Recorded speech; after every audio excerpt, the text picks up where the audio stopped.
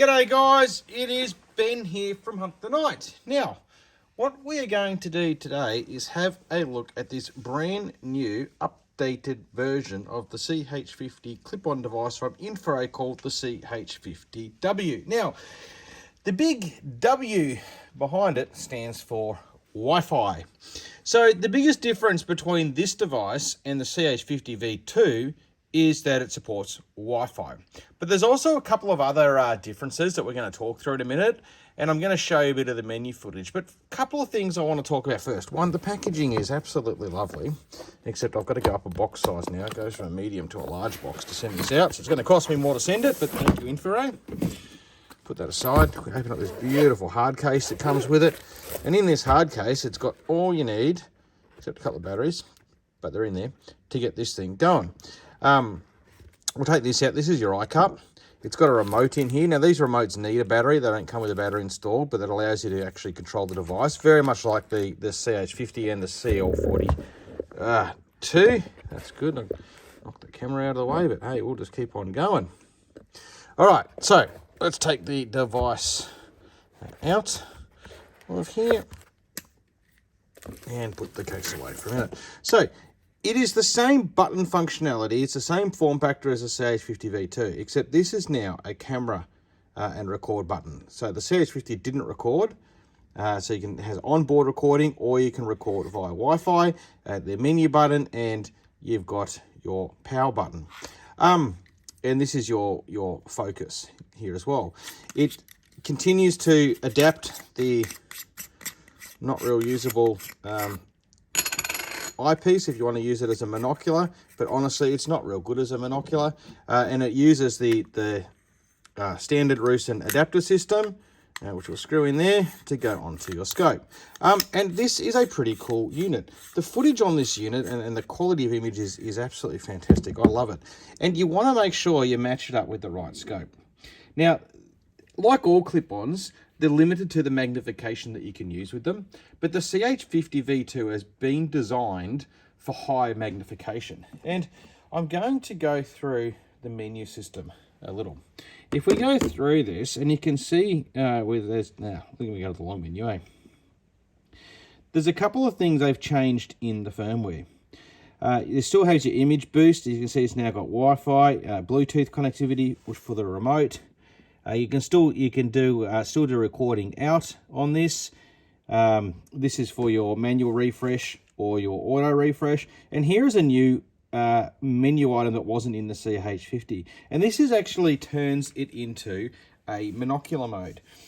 The reason they've done this is because in the CH50V2, when it's in monocular mode, and when this one's in monocular mode, you can actually zoom the unit. But if you zoom it when it's actually physically on as a clip-on, you'll get a point of impact shift. And I will make another video. I've got some trigger cams on the way, which I'll make another video showing that. So they've actually removed that option now to zoom, which used to be in the short menu here, where you got your brightness, your color palettes, and then it used to go zoom. And you used to be able to zoom it as a clip-on. If you do that, please do not fire the rifle, because you will have a point of impact shift. So when that now gets changed to clip-on mode, you'll see here it's got G1. This is your gun one, your profile underneath. When that goes to clip-on mode, the menu gets bigger. Sorry, when it goes to handheld mode, monocular mode, the menu gets bigger, which makes it a little bit easier to see. The gun one's gone. There's no more gun profiles. And when you go into here, you've now got digital zoom. Okay, now I wouldn't say this is a real effective monocular. I think anytime you try and get a device to do one or more or two or more things in the field, you're going to compromise something. You can get away with it, but it's not necessarily great. Now, the other thing they've done here is they've changed the way these gun profiles are set up and magnification. So gun profile 1 and 2 are designed for scopes that have a magnification of between 1 and 4. And as you see now, I've switched to gun 3. That menu, especially the bottom where it's got the color palette and the brightness and which gun we're on, has jumped up closer to the menu. Now it's gone back down for when you've got your lower magnification. And as you get into your higher magnification scopes, that menu changes. That is brilliant, because now you get to see the magnification, the whole menu and screen in those high magnifications, which you weren't able to do in the past. Okay, little word of caution though, and I've fed this back to InfiRay.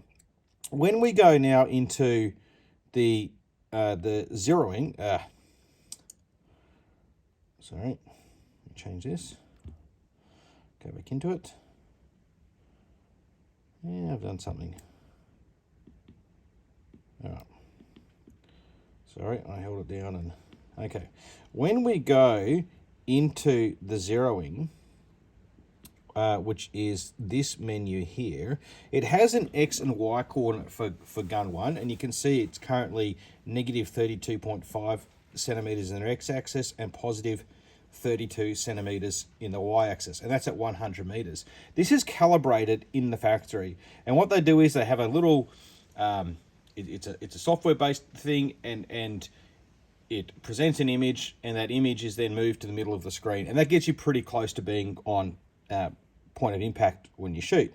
The problem is though, and these are pretty close, you know, the impact test I've done with this is it gets you to, you know, pretty much about an inch or so within target when you actually shoot and put this on. And they market these as clip on and shoot, which I really don't like. But the problem is here. When you go and put this on and say gun 2, your X and Y is 0 and 0. That's really dangerous because that can be a foot out. You know, it can be 2 feet out.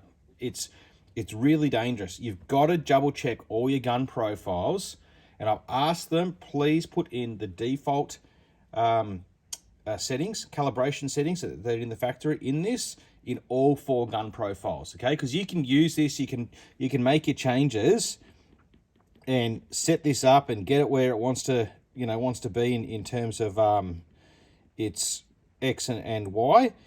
And once you've done that, you know, you're going to be really close. Now, if you've watched my videos on clip-ons and how to zero them, you know I don't use this internal functionality anyway, but now I might because of the way the menu systems work, and being able to see everything. So you can zero your rifle, your clip-on like that and change it between 4 different guns. But if you don't do it the first time, if you don't set that default setting up, you're going to be in for a little bit of trouble. So that's my only real criticism with the device, and it's not a very difficult one to fix. Okay, it's just a matter of making sure that your X and Y coordinates from gun 1 and then put into gun 2, 3, and 4. Hopefully they'll fix that out of the system. Out of the thing. So it's got 32 gigabytes of internal memory, which is going to get you heaps. Battery life on this using CR123 batteries, I'm going to say is around 2 to 3 hours using rechargeables. I wouldn't have an expectation that with any CR123 device that you're going to get heaps of battery time out of them. It just doesn't happen. The weight on it's about 590 grams. Works seamlessly with the outdoor with the InfiRay app. I've actually done a little bit of recording through the app of the menu system for this video. You know, you can record to the app as well. You can record on the device. You can transfer from the device to the app. You know, it's a brilliant app. Works really well. This is a 640 by 512 12 micron sub 40 millikelvin net D with a 50 hertz refresh rate in the screen. It is a very, very good device. What I like about this clip-on is it's usable, okay? It's usable beyond your typical 3 or 4 magnification, which most clip-ons are limited to. This one, I was zeroing in at 20 power at 50 yards on a small piece of foil, and I could see it without a problem. I'm going to do a second part to this review, which is going to show the zeroing process using the internal mechanism once I've got my trigger cam, and I'll take you through that and how to do it, because it actually, you know, it can be functional, and we'll get some footage through the actual scope as well. Anyway, guys, that is it for now. I hope you like it. These are available online at huntthenite.com.au. Give us a like, give us a subscribe, and don't forget, tag a vegan.